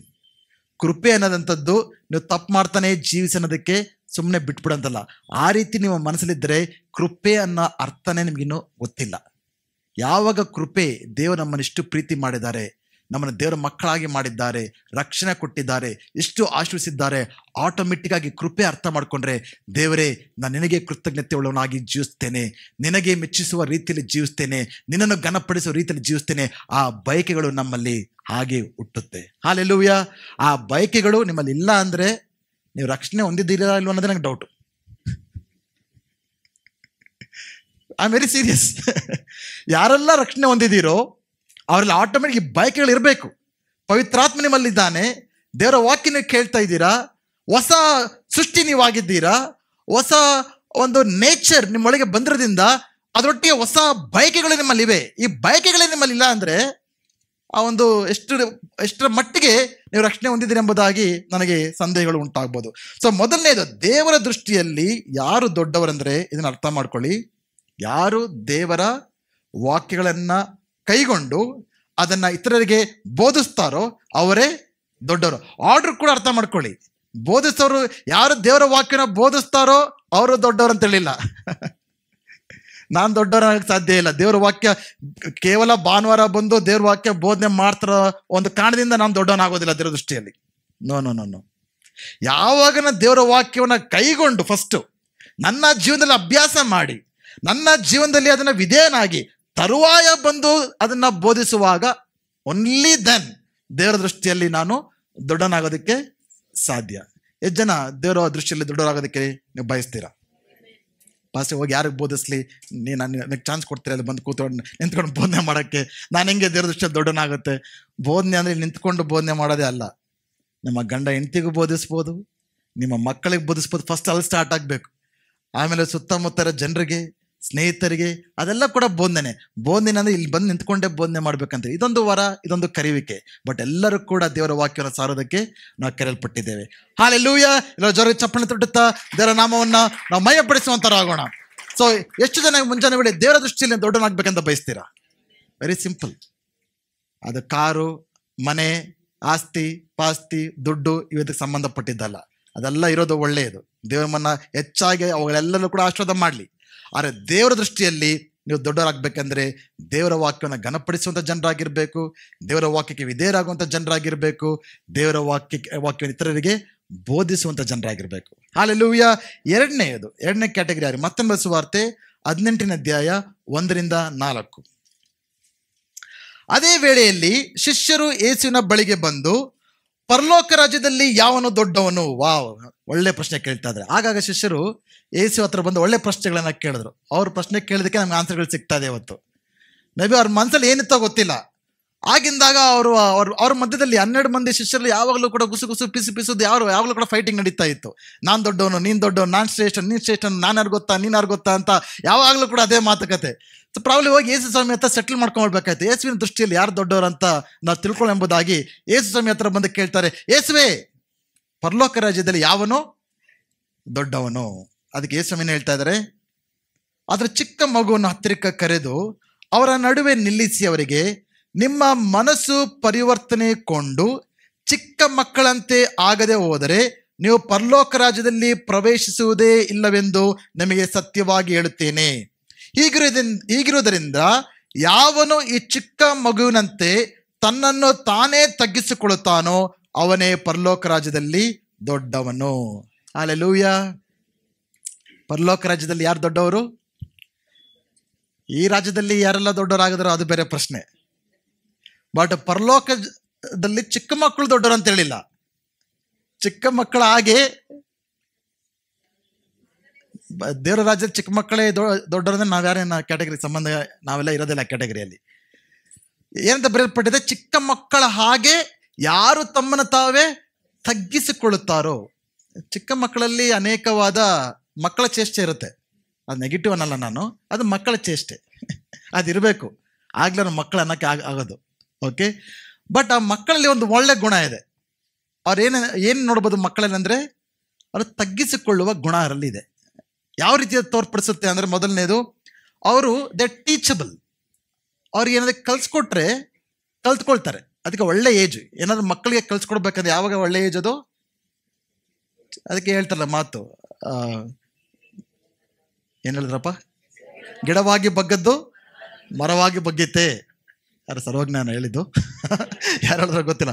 ಗಿಡವಾಗಿ ಬಗ್ಗದ್ದು ಮರವಾಗಿ. ಅದಕ್ಕೆ ಚಿಕ್ಕ ಮಕ್ಕಳು ಇರಬೇಕಂದ್ರೆ ಕಲಿಸ್ಬೇಕು ನಾವು. ಯಾವಾಗ ದೊಡ್ಡವ್ರು ಆಗ್ತಾ ಹೋಗ್ತೇವೋ ಆದ್ರೆ ನಾವು ಕಲ್ತ್ಕೊಳ್ಳೋದು ಬಹಳ ಕಷ್ಟ. ಅದಕ್ಕೆ ಚಿಕ್ಕವ್ರನ್ನ ಬದಲಾಯಿಸ್ಬೋದು, ದೊಡ್ಡವ್ರನ್ನ ಬದಲಾಯಿಸೋದಕ್ಕೆ ಹಿಂಗೆ ಇರ್ತೇವೆ ನಾವು. ಇಷ್ಟೇ ಅಂತ ಹೇಳ್ತೇವೆ, ನಿಮಗೇನು ಗೊತ್ತು ಅಂತೇಳಿ. ಓಕೆ. ನಾವು ಆದ್ರೂ ಕೂಡ ಯೇಸು ಏನು ಹೇಳ್ತಾರೆ? ಚಿಕ್ಕ ಮಕ್ಕಳ ಹಾಗೆ ತಗ್ಗಿಸಿಕೊಳ್ಳುವ ಗುಣ ನಮ್ಮಲ್ಲಿ ಇರ್ಬೇಕೆಂಬುದಾಗಿ. ಎರಡನೇದು, ಚಿಕ್ಕ ಮಕ್ಕಳು ಯಾವಾಗಲೂ ಕೂಡ ತಮ್ಮ ತಂದೆ ತಾಯಿಗಳ ಮೇಲೆ ಅವಲಂಬಿಸ್ಕೊಂಡಿರ್ತಾರೆ. ಎಲ್ಲದಕ್ಕೂ ಕೂಡ ಅಪ್ಪ ಅಮ್ಮ ಎಲ್ಲದಕ್ಕೂ ಕೂಡ ಅದು ಮಾಡು ಇದು ಮಾಡು. ಕೆಲವೊಮ್ಮೆ ಇರಿಟೇಟ್ ಆಗ್ಬೋದು, but the dependent on us. ಚಿಕ್ಕ ಮಕ್ಕಳು ತಂದೆ ತಾಯಂದರ ಮೇಲೆ ಅವಲಂಬಿಸ್ಕೊಂಡಿರ್ತಾರೆ. ಆ ರೀತಿಯಾಗಿ ತಗ್ಗಿಸಿಕೊಳ್ಳುವ ಗುಣ ನಮ್ಮಲ್ಲಿದ್ದರೆ ನಾವು ಯಾರ ಮೇಲೆ ಅವಲಂಬಿಸ್ಕೊಂಡಿರ್ತೇವೆ? ದೇವರ ಮೇಲೆ ನಮ್ಮನ್ನು ನಾವೇ ಅವಲಂಬಿಸ್ಕೊಂಡಿರ್ತೇವೆ. ನಾವು ನಿಜವಾಗ್ಲೂ ತಗ್ಗಿಸಿಕೊಳ್ಳೋ ಗುಣ ಇದ್ರೆ ನಾವೇನು ಮಾಡ್ತೇವೆ? ದೇವರ ಮೇಲೆ ಅವಲಂಬಿಸ್ಕೊಳ್ತೇವೆ. ನಾವು ಯಾಕೆ ಪ್ರಾರ್ಥನೆ ಮಾಡೋದು? ಯಾಕೆ ನಾವು ಪ್ರಾರ್ಥನೆ ಮಾಡೋದು? ಯಾಕೆ ಪ್ರಾರ್ಥನೆ ಮಾಡಬೇಕು? ಯಾಕೆಂದರೆ ಪ್ರಾರ್ಥನೆ ಅನ್ನೋದು ದೇವರ ಮೇಲೆ ಅವಲಂಬಿಸಿಕೊಳ್ಳುವಂಥದ್ದು. ದೇವರೇ, ನನಗೆ ನಿನ್ನ ಸಹಾಯ ಬೇಕು, ನಿನ್ನ ನಡೆಸುವಿಕೆ ಬೇಕು, ನೀನು ನನಗೆ ಇದನ್ನು ದಯಪಾಲಿಸು. ನಾವು ನಿನ್ನನ್ನು ಬೇಡ್ಕೊಳ್ತಾ ಇದ್ದೇವೆ, ನಿನ್ನನ್ನು ಕೇಳ್ಕೊಳ್ತಾ ಇದ್ದೇವೆ. ಸೊ ಪ್ರಾರ್ಥನೆ ಮಾಡುವಂಥ ಜನರು ದೇವರನ್ನ ಅವಲಂಬಿಸಿಕೊಳ್ಳುವಂಥ ಜನರು. ಪ್ರಾರ್ಥನೆ ಮಾಡದಿರತಕ್ಕಂಥ ಜನರು ಯಾರು? ದೇವರ ಮೇಲೆ ಅವಲಂಬಿಸಿಕೊಳ್ಳದಿರತಕ್ಕಂಥ ಜನರು. ನೀವು ಪ್ರಾರ್ಥನೆ ಮಾಡ್ತಾ ಇಲ್ಲ ಅಂದರೆ ದಿಸ್ ಈಸ್ ಅ ಕನ್ಕ್ಲೂಷನ್, ನೀವು ದೇವರನ್ನ ಅವಲಂಬಿಸ್ಕೊಳ್ತಾ ಇಲ್ಲ ಅಂತ. ಆಗ ನಿಮ್ಮ ಸ್ವಂತ ಶಕ್ತಿಯಲ್ಲಿ, ನಿಮ್ಮ ಸ್ವಂತ ಜ್ಞಾನದಲ್ಲಿ, ಸ್ವಂತ ಸಾಮರ್ಥ್ಯದಲ್ಲಿ ಏನು ಸಾಧನೆ ಮಾಡೋಕ್ಕಾಗ್ತಾರೋ ಅಷ್ಟೇ ನಿಮ್ಮ ಜೀವನದಲ್ಲಿ ಮಾಡೋಕ್ಕಾಗೋದು. ಯಾವಾಗ ನೀವು ದೇವರ ಮೇಲೆ ಅವಲಂಬಿಸ್ಕೊಳ್ತೀರೋ ಆವಾಗ ಮಾತ್ರ ದೇವರು ನಿಮ್ಮ ಜೀವನದಲ್ಲಿ ಮಾಡಲಿಕ್ಕಿರುವ ಕಾರ್ಯಗಳನ್ನ, ಆ ಮಟ್ಟದ ಕಾರ್ಯಗಳನ್ನ ನಿಮ್ಮ ಜೀವನದಲ್ಲಿ ನೋಡೋದಕ್ಕೆ ಸಾಧ್ಯ. ಹಲ್ಲೆಲೂಯಾ. ಅರ್ಥ ಆಗ್ತಾ ಇದೆಯಾ? ಎಂಥವ್ರು ನೀವು? ದೇವರ ಮೇಲೆ ಅವಲಂಬಿಸಿಕೊಂಡಿರತಕ್ಕಂಥ ಜನರ, ನಿಮ್ಮ ಮೇಲೆ ನೀವೇ ಅವಲಂಬಿಸಿಕೊಂಡಿರತಕ್ಕಂಥ ಜನರ, ಅದನ್ನು ನೀವು ಪರಿಸ್ಕೊಳ್ಬೇಕಾಗತ್ತೆ. ಮೂರನೇದು, ದೇ ಆರ್ ನಾಟ್ ಈಗೋಯಿಸ್ಟಿಕ್. ಅವ್ರ ಸ್ವಾರ್ಥ ಇರೋದಿಲ್ಲ. ಸ್ವಾರ್ಥ ಅಂದರೆ, ಈಗೋಯಿಸ್ಟಿಕ್ ಅಂದರೆ ನಾನೇ ಅನ್ನೋದಕ್ಕಂಥ ಗುಣ ಮಕ್ಕಳು ಇರೋದಿಲ್ಲ. ಅದಕ್ಕೆ ಅವ್ರು ಅಷ್ಟು ಬೇಗನೆ ಕ್ಷಮಿಸ್ಕೊಳ್ಳೋ ಗುಣ ಇರ್ತದೆ. ಚಿಕ್ಕ ಮಕ್ಕಳು ಆಟ ಆಡಬೇಕಂದ್ರೆ 5 ನಿಮಿಷ ಜಗಳ ಆಡ್ಬಿಡ್ತಾರೆ ಇಬ್ಬರ ಜೊತೆ. ನಂದು ಅರ್ಧ ಗಂಟೆ ಆದ್ಮೇಲೆ ಬಂದು ನೋಡಿದ್ರೆ ಮತ್ತೆ ಏನು ಮಾಡಿರ್ತಾರೆ? ಅವರು ಮರ್ತೇ ಬಿಟ್ಟಿರ್ತಾರೆ. ಅರ್ಧ ಗಂಟೆ ಮುಂಚೆ ಏನಾಯ್ತು ಎಂಬುದಾಗಿ ಮರ್ತೇ ಬಿಟ್ಟಿರ್ತಾರೆ. ಅದು ತಗ್ಗಿಸಿಕೊಳ್ಳುವ ಗುಣ. ನಮ್ಮಲ್ಲಿ ಯಾರಾದರೂ ಒಂದು ಮಾತೇನಾದ್ರು ಹೇಳಿದ್ರೆ 1 ವರ್ಷ 10 ವರ್ಷ ಆದ್ರೂ ರೆಕಾರ್ಡಲ್ಲಿ ಹಂಗೆ ಇರುತ್ತೆ. ಆವತ್ತು ಆ ದಿನದಲ್ಲಿ ಆ ಡ್ರೆಸ್ ಹಾಕ್ಕೊಂಡಿದ್ದಾಗ ಆ ಟೈಮಲ್ಲಿ ಆ ಪ್ಲೇಸಲ್ಲಿ ಹಂಗನ್ಬಿಡ್ರು ನನ್ನ ಎಲ್ಲರ ಮುಂದೆ. ಅದನ್ನು ತಗ್ಗಿಸಿಕೊಳ್ಳೋ ಗುಣ ಇದ್ರೆ ನಾವೇನ್ ಮಾಡ್ತೇವೆ? ನಾವು ಕ್ಷಮಿಸ್ತೇವೆ. ಸೊ ಅಂಥವ್ರು ಯೇಸು ಏನ್ ಹೇಳ್ತಾ ಇದ್ದಾರೆ? ಚಿಕ್ಕ ಮಕ್ಕಳ ಹಾಗೆ ತಗ್ಗಿಸಿಕೊಳ್ಳುವ ಗುಣ ಇದ್ರೆ ನಾವು ಅಂಥವರನ್ನ ದೇವರ ರಾಜ್ಯದಲ್ಲಿ ನಾವೇನಾಗ್ತೇವೆ? ದೊಡ್ಡವರಾಗ್ತೇವೆ. ಹಲ್ಲೆಲೂಯಾ. ಪ್ರೇರೆ, ಆಗಿಂದಾಗ ನಮ್ಮ ಜೀವನದಲ್ಲಿ ಅಹಂಕಾರ, ಹೆಮ್ಮೆ, ನಾನೇ ದೊಡ್ಡವನು ಅನ್ನೋ ಗುಣಗಳು ನಮ್ಮಲ್ಲಿ ಬರದೇ ಇರತಕ್ಕಂತೆ ಆವಾಗ ನಮ್ಮನ್ನು ನಾವೇ ಪರೀಕ್ಷಿಸ್ಕೊಳ್ತಾ ಇರಬೇಕು. ಈ ದಿನಗಳಲ್ಲಿ ನಾವೆಲ್ಲ ಕೂಡ ವೆರಿ ಕೇರ್ಫುಲ್. ಪ್ರತಿ ವರ್ಷ ಆ್ಯನ್ಯಲ್ ಹೆಲ್ತ್ ಚೆಕಪ್ ಮಾಡ್ತೇವೆ. ಓಕೆ, ಈಗಲೇ ನಾನು ಈಗ ಅರ್ಥ ಆಗ್ತದೆ. ಕೆಲವರು ಹೇಳ್ತಾರೆ ಎಂಥ ವಾಚ್ಗಳು ಬಂದಿದೆ ಅಂದರೆ 1 ನಿಮಿಷ BP ರೈಸ್ ಆದರೂ ತೋರಿಸುತ್ತೆ. ಕೆಲವರಿಗೆ ರೈಸ್ ಆಗ್ತಾನೆ ಇರ್ಬೋದು. ಅಂಥ ವಾಚ್ ತೊಗೊಂಬಿಟ್ರೆ ನೀವು ಶುಗರಲ್ಲಿ ಸ್ವಲ್ಪ ಡ್ರಾಪ್ ಆದ್ರೆ ತೋರಿಸುತ್ತೆ ಅಂತೆ. ಹಾರ್ಟ್ ಬೀಟಲ್ಲಿ ಸ್ವಲ್ಪ ಜಾಸ್ತಿ ಇರೋದು ತೋರಿಸುತ್ತೆ ಅಂತ. ಅಂದರೆ ಆವಾಗ ಮಾನಿಟರ್ ಮಾಡ್ಕೊಳ್ತಾನೆ ಇರ್ತಾರೆ. ಅವ್ರ ಹೆಲ್ತ್ ಸರಿಯಾಗಿರ್ಬೇಕಂತ ಮಾನಿಟರ್ ಮಾಡ್ಕೊಳ್ಬೇಕಾ? ಖಂಡಿತ ಮಾಡ್ಕೊಳ್ಳಿ, ಒಳ್ಳೇದು. ಮಾಡ್ಕೊಳ್ದೇ ಆದರೂ ಅದು ನಿಮ್ಮ ಒಂದು ಬಿಟ್ಟಿದ್ದು, ಯಾವ ರೀತಿ ನೀವು ಹೋಗ್ತಿರೋ. ಬಟ್ ಈ ಜಂಬ, ಅಹಂಕಾರ, ಹೆಮ್ಮೆ, ನಾನೇ ದೊಡ್ಡವನು ಅನ್ನೋ ಗುಣಗಳು ನಮ್ಮನ್ನ ನಾಶ ಮಾಡಿಬಿಡುತ್ತೆ. ಅದಕ್ಕೆ ಆಗಿಂದಾಗ ಆ ಗುಣಗಳು ನಮ್ಮಲ್ಲಿ ಇದೆಯಾ ಅನ್ನೋದನ್ನ ನಾವು ಮಾನಿಟರ್ ಮಾಡ್ಕೊಳ್ಬೇಕು. ನಮ್ಮ ಆರೋಗ್ಯ ಮೇಲೆ ಎಷ್ಟು ಮಾನಿಟರ್ನ ಮಾಡ್ಕೊಳ್ತಾ ಇರ್ತೇವೋ, ಈ ಒಂದು ಗುಣಗಳು ನಮ್ಮಲ್ಲಿ ಬರ್ತಾ ಇದೆಯಾ ಅನ್ನೋದನ್ನ ಆಗಿಂದಾಗ ನಾವು ಮಾನಿಟರ್ ಮಾಡ್ಕೊಳ್ಬೇಕು. ಸತ್ಯದಲ್ಲಿ ಅನೇಕ ಪಾಪಗಳಿದೆ, ಎಲ್ಲದಕ್ಕೂ ಕೂಡ ಅದರ ಒಂದು ಪ್ರತಿಫಲ ಇದೆ. ಬಟ್ ಈ ಜಂಬ, ಅಹಂಕಾರ, ಹೆಮ್ಮೆ ಅನ್ನೋದು ದೇವರ ದೃಷ್ಟಿಯಲ್ಲಿ ಬಹಳ, ಎಲ್ಲ ಒಂದು ಪಾಪಗಳಿಂದ ಬಹಳ ದೇವರ ದೃಷ್ಟಿಯಲ್ಲಿ ಬಹಳ ಅಸಹ್ಯವಾದದ್ದು. ಅದಕ್ಕೆ ದೇವರ ವಾಕ್ಯದ ಅನೇಕ ವಾಕ್ಯಗಳಿದೆ ಇದೆ, ಅದೆಲ್ಲ ಓದಕ್ಕೆ ನನಗೆ ಸಮಯವಿಲ್ಲ. ಯಾಕೋಬು 4:6 ಮಾತ್ರ ಹೇಳ್ತೇನೆ. ಆತನು ನಮ್ಮ ಮೇಲೆ ಅತಿಶಯವಾದ ಕೃಪೆಯನ್ನ ಇಡುತ್ತಾನೆ, ಆದುದರಿಂದ ದೇವರು ಅಹಂಕಾರಿಗಳನ್ನ ಎದುರಿಸುತ್ತಾನೆ, ದೀನರಿಗಾದರೂ ಕೃಪೆಯನ್ನು ಅನುಗ್ರಹಿಸುತ್ತಾನೆ ಎಂದು ಶಾಸ್ತ್ರವು ಹೇಳುತ್ತದೆ. ಹಲ್ಲೆಲೂಯಾ. ಯಾರು ನಿಮ್ಮನ್ನು ಎದುರಿಸ್ತಾರೆ ಗೊತ್ತಾ? ನೀವು ಅಹಂಕಾರ ಬಂದರೆ ಯಾರು ಎದುರಿಸ್ತಾರೆ? ಏನು ಹೇಳ್ತಾ ಇದೆ ದೇವರ ವಾಕ್ಯದಲ್ಲಿ? ದೇವರು ಅಹಂಕಾರಿಗಳಿಗೆ ಎದುರಾಳಿ ಆಗಿದ್ದಾನೆ. ನಿಮಗೆಲ್ಲರೂ ಕೂಡ ವಾಕ್ಯ ಗೊತ್ತಿರ್ಬೋದು. ದೇವರು ನಮ್ಮ ಪಕ್ಷ ಇರೋದಾದ್ರೆ ನಮ್ಮನ್ನು ಎದುರಿಸುವವರು, ದೇವರೇ ನಿಮ್ಮನ್ನು ವಿರೋಧಿಸ್ಬಿಟ್ರೆ ನಿಮ್ಮ ಪಕ್ಕ ನಿಂತ್ಕೊಳ್ಳೋರು ಯಾರು? ಅದಕ್ಕೆ ನೀವು ಬಹಳ ಅದನ್ನ ಬಗ್ಗೆ ಯೋಚನೆ ಮಾಡಬೇಕು. ಆಗಿಂದಾಗ ನಮ್ಮಲ್ಲಿ ಅಂತ ಗುಣ ಏನಾದರೂ ಬರ್ತಾ ಇದೆಯಾ ಅಂತ. ಈ ಅಹಂಕಾರ, ಪ್ರೈಡ್ ಅನ್ನೋದೇನು? ರಬಾಯ್ ಸಿಮಿಯೋನ್ ಬೆನ್ ಜೊಚಾ ಎಂಬರು ಅವರ ಜಂಬ ಈ ರೀತಿ ಆಗಿತ್ತಂತೆ. If there are only 2 righteous men in the world, I and my son are the 2. If only one, I am he. ಆ ರಬ್ಬ ಏನೊಬ್ಬ ಅಂಕರ್ ಯಾವ ರೀತಿ ಹೇಳಿದ್ರೆ ಅಂದ್ರೆ, ಇಡೀ ಪ್ರಪಂಚದಲ್ಲಿ ನೀತಿವಂತನಾದಿದ್ರೆ ನಾನು ಮತ್ತೆ ನನ್ನ ಮಗ ಒಬ್ಬನೇ ಅಂದ್ರೆ ನಾನು ಒಬ್ಬನೇ, ಆ ರೀತಿ ಹೇಳಿದಂತೆ ಅವನು. ಇನ್ನೊಬ್ಬ ಲಾಸ್ಟ್ ಜರ್ಮನ್ ಎಂಪರರ್ ಕೈಸರ್ ಎಂಬುದಾಗಿ, ಆತನ ಹೆಸರು ಫ್ರೆಡ್ರಿಕ್ ವಿಲ್ಯಮ್ ಆಲ್ಬರ್ಟ್. ಆತನ ಒಂದು ಸೇವಕನು ಈ ಚಕ್ರವರ್ತಿಯ ಬಗ್ಗೆ ಈ ಮಾತುಗಳನ್ನು ಹೇಳ್ತಾ ಇದ್ದಾನೆ. I cannot deny that my master was vain. ಆ ಚಕ್ರವರ್ತಿಯಾಗೆ ಸೇವಕನಾಗಿದ್ದವನು ಚಕ್ರವರ್ತಿಯ ಬಗ್ಗೆ ಈ ರೀತಿ ಹೇಳ್ತಾ ಇದ್ದಾನೆ, ನನ್ನ ಯಜಮಾನನಿದ್ದಾನಲ್ಲ ಆತನು ಯಾವುದಕ್ಕೆ ಪ್ರಯೋಜನಕ್ಕೆ ಬಾರ್ದವನು. ಯಾಕೆ ಗೊತ್ತಾ? ಅದನ್ನ ಹೇಳ್ತಾ ಇದ್ದಾನೆ, he had to be the central figure in everything. ಅಂದರೆ ಎಲ್ಲದರಲ್ಲೂ ಕೂಡ ಆತನೇ ಮುಖ್ಯ ಸ್ಥಾನವನ್ನು ತೆಗೆದುಕೊಳ್ಬೇಕಂತ ಭಾವಿಸುವಂಥ ವ್ಯಕ್ತಿ. If you went to a christening you wanted to be the baby. ಒಂದು ನಾಮಕರಣ ವಿಷಯಕ್ಕಂತ ಹೋದರೆ ಅಲ್ಲಿ ಮಗು ಆಗ್ಬೇಕಂತ ಬಯಸ್ತಾನಂತೆ. Okay. If you went to the wedding you wanted to be the bride. ಮದುವೆಗೆ ಅಂತ ಹೋದರೆ ಮದುವೆ ಹೆಣ್ಣಾಗಬೇಕಂತ ಬಯಸ್ತಾನೆ. If you went to the funeral you want to be the cops. ಒಂದು ಸ್ಮಶಾನಕ್ಕೆ ಅಂತ ಹೋದರೆ ಆತನೇ ಶವ ಆಗ್ಬೇಕಂತ ಬಯಸ್ತಾನಂತೆ. ಅಂದರೆ ಎಲ್ಲ ವಿಷಯದಲ್ಲೂ ಕೂಡ ನಾನೇ ಸೆಂಟ್ರಲ್ ಆಗಿರಬೇಕು ಅಂತ. ಹೆಂಗೆ ಗೊತ್ತಾಗುತ್ತೆ ನಮ್ಮಲ್ಲಿ ಜಂಬ ಅಹಂಕಾರ ಎಮ್ಮೆಲೆ ಇದೆಯಾ ಅಂತ? ಯಾವಾಗ ನನ್ನನ್ನೇ ಎಲ್ಲರೂ ಗೌರವಿಸ್ಬೇಕು, ನನ್ನನ್ನೇ ಎಲ್ಲರೂ ಬಂದು ನನ್ನನ್ನೇ ನೋಡಬೇಕು, ನನ್ನ ಬಗ್ಗೆನೇ ಮಾತಾಡಬೇಕಂತ ಯಾವಾಗಿಂಥ ಗುಣಗಳನ್ನು ಇಟ್ಕೊಳ್ತೇವೋ ಅದು ಭಾಳ ಭಯಂಕರವಾದ ಒಂದು ಪರಿಸ್ಥಿತಿಗೆ ನಾವು ಬರ್ತೇವೆ. ಅದಕ್ಕೆ ದೇವ್ರು ಕರೆಕ್ಟ್ ಭಾಳ ಕ್ಲಿಯರಾಗಿ ಹೇಳ್ತಾ ಇದ್ದಾರೆ ದೇವರು. ಅದೇನೆಂದರೆ, ನಾವು ಚಿಕ್ಕ ಮಕ್ಕಳ ಹಾಗೆ ಯಾರು ನಾವು ನಮ್ಮನ್ನೇ ತಗ್ಗಿಸ್ಕೊಳ್ತೇವೋ, ಇದು ಸಭೆಯಲ್ಲಿ ನಾವು ತೋರಿಸ್ಕೊಳ್ತಾ ಇರ್ಬೋದು. ನೀವು ನನ್ನ ಹತ್ರ ತಗ್ಗಿಸ್ಕೊಳ್ತೀರಾ, ನಾನು ನಿಮ್ಮ ಹತ್ರ ತಗ್ಗಿಸ್ಕೊಳ್ತೀನಿ. ಇಬ್ಬರಿಬ್ಬರು ಪಕ್ಕದ ಎಲ್ಲ ವಿಶ್ವಾಸಗೊಟ್ಟಿಗೆ praise Lord brother, praise Lord sister ಅಂತ ಚೆನ್ನಾಗಿ ನಾವು ಆತ್ಮೀಯವಾಗಿ ಮಾತಾಡ್ಬೋದು ಎಲ್ಲ. ಬಟ್ ನಿಜವಾಗ್ಲೂ ನಮ್ಮಲ್ಲಿ ಜಂಬ, ಅಹಂಕಾರ, ಎಮ್ಮೆ ಎಲ್ಲ ಇದರಿಂದ ಹೇಗೆ ಗೊತ್ತಾಗುತ್ತೆ ನಮಗೆ? ಆಚೆ ಮನೆಗಳಲ್ಲಿ, ಕೆಲಸ ಕಾರ್ಯಗಳಲ್ಲಿ ಯಾವ ರೀತಿಯಾಗಿ ನಾವು ವ್ಯವಹರಿಸ್ತೇವೆ, ಮಾತಾಡ್ತೇವೆ. ಇಲ್ಲಿ ಆತ್ಮಿಕವಾಗಿ ನೋಡ್ಕೊಳ್ಳೋದು ಭಾಳ ಸುಲಭ. ಒಂದು CCTV ಕ್ಯಾಮ್ರಾದ ಎಲ್ಲರೂ ಕೇರ್ಫುಲ್ ಆಗ್ಬಿಡ್ತೇವೆ. ಎಲ್ಲಿ CCTV ಕ್ಯಾಮ್ರಾಗಳು? ಲಿಫ್ಟಲ್ಲಿ ಹತ್ತದಾಗ ನೋಡಿದ್ರೆ CCTV ಕ್ಯಾಮ್ರಾದ ಎಲ್ಲರೂ ನೋಡ್ತಾರೆ ಅಂದ್ಬಿಟ್ಟು ಸೈಡ್ ನಿಂತ್ಕೊಂಡ್ಬಿಡ್ತೇವೆ. ಆ CCTV ಕ್ಯಾಮ್ರಾ ಇಲ್ಲ ಅಂದ್ರೆ ದೇವರ ಕಣ್ಣುಗಳು ಯಾವಾಗಲೂ ನಮ್ಮ ಮೇಲೆ ಇದೆ ಗೊತ್ತಾ? ಅದು ಅವ್ರ CCTV ಕ್ಯಾಮ್ರಾ ಯಾವ್ದು ಕೂಡ ತಪ್ಪಿಸ್ಕೊಳ್ಳೋದಕ್ಕೆ ದೇವರ ಅಹಂಕಾರಿನ ಯಾವ ರೀತಿ ನೋಡ್ಬೇಕು ಆ ರೀತಿ ಅವ್ರಿಗೆ ಗೊತ್ತು. ಯಾರು ನಿಜವಾದ ತಗ್ಗಿಸಿಕೊಳ್ಳುವ ಗುಣ ಇದೆ ಯಾರಿಗೆ ಅಂತ ಅವ್ರಿಗೆ ಗೊತ್ತು. ಅದಕ್ಕೆ ತಕ್ಕ ಹಾಗೆ ದೇವರ ಪ್ರತಿಫಲವನ್ನ ನೀಡುವಂತ ದೇವರಾಗಿದೆ. ಆದರೆ ಈ ಮುಂಜಾನೆ ವೇಳೆಯಲ್ಲಿ ದೇವರ ದೃಷ್ಟಿಯಲ್ಲಿ ಯಾರು ದೊಡ್ಡವರು ಅಂದರೆ, ಮೊದಲನೇದು ಯಾರು ದೇವರ ಆಜ್ಞೆಗಳನ್ನು ಕೈಗೊಂಡು ಅದಕ್ಕೆ ವಿಧೇಯರಾಗ್ತಾರೋ, ಅದನ್ನು ಬೋಧಿಸುತ್ತಾರೋ ಅವರು ದೊಡ್ಡವರು. ಎರಡನೇದು ಯಾರು ಚಿಕ್ಕ ಮಕ್ಕಳ ಹಾಗೆ ಯಾರು ತಮ್ಮನ್ನು ತಾವೇ ತಗ್ಗಿಸಿಕೊಳ್ಳುತ್ತಾರೋ ಅವರೇ ದೇವರ ರಾಜ್ಯದಲ್ಲಿ ದೊಡ್ಡವರು. ಹಾಲೆಲೂಯಾ. ಮೂರನೇ ಕ್ಯಾಟಗರಿ ಒಂದು ಹೇಳಿ ಮುಗಿಸ್ಬಿಡ್ತೀನಿ. ಅದಕ್ಕಿಂತ ಮುಂಚೆ ಇನ್ನೊಂದು ವಾಕ್ಯ ಹೇಳಬೇಕಾಗಿತ್ತು ನಾನು. Okay, it's no time. ಮತ್ತೇನು ಬರೆಸುವ ವಾರ್ತೆ 23ನೇ ಅಧ್ಯಾಯ 11-12. ಆದರೆ ನಿಮ್ಮಲ್ಲಿ ಹೆಚ್ಚಿನವನು ನಿಮ್ಮ ಸೇವಕನಾಗಿರಬೇಕು. ತನ್ನನ್ನು ಹೆಚ್ಚಿಸಿಕೊಳ್ಳುವನು ತಗ್ಗಿಸಲ್ಪಡುವನು, ತನ್ನನ್ನು ತಗ್ಗಿಸಿಕೊಳ್ಳುವನು ಹೆಚ್ಚಿಸಲ್ಪಡುವನು. ಹಾಲೆಲೂಯಾ. ದೇವರ ದೃಷ್ಟಿಯಲ್ಲಿ ಯಾರು ಹೆಚ್ಚಿನವರು?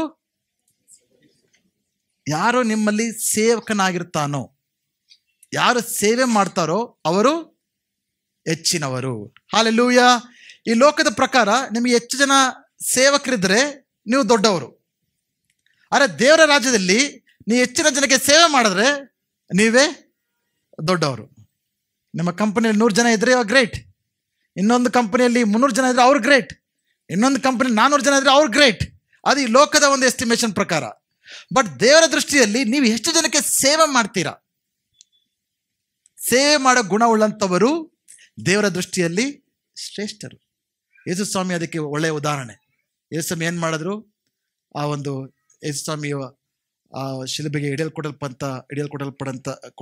ಆ ಸಮಯದಲ್ಲಿ, ಆ ದಿನದಲ್ಲಿ ಅವರು ತನ್ನ ಟವಲ್ನ ಕಟ್ಕೊಂಡು ತನ್ನ ಶಿಷ್ಯರಿಗೆ ಏನು ಮಾಡಿದ್ರು? ಅವ್ರ ಕಾಲುಗಳನ್ನು ತೊಳೆದ್ರು. ಏನು ಮಾಡ್ತಾರೆ? ಯೇಸು ಸ್ವಾಮಿ ಏನು ಹೇಳಿದ್ರು? ನಾನು ಯಾವುದಕ್ಕೋಸ್ಕರ ಬಂದಿದ್ದೇನೆ? ಸೇವೆ ಮಾಡೋದಕ್ಕೋಸ್ಕರ ಬಂದಿದ್ದೇನೆ ಹೊರತು ಸೇವೆ ಮಾಡಿಸ್ಕೊಳ್ಳೋದಕ್ಕೋಸ್ಕರ ಅಲ್ಲ. ಯೇಸು ಸ್ವಾಮಿ ದೇವರ ಮಗನಾಗಿದ್ದುಕೊಂಡು, ಮಹಿಮೆಯ ಅರಸನಾಗಿದ್ದುಕೊಂಡು, ಇಡೀ ಲೋಕವನ್ನೇ ಸೃಷ್ಟಿಸಿದವನ ಆತನಾಗಿದ್ದುಕೊಂಡು ಆತನೇನು ಹೇಳ್ತಾ ಇದ್ದಾರೆ? ನಾನು ನಿಮ್ಮ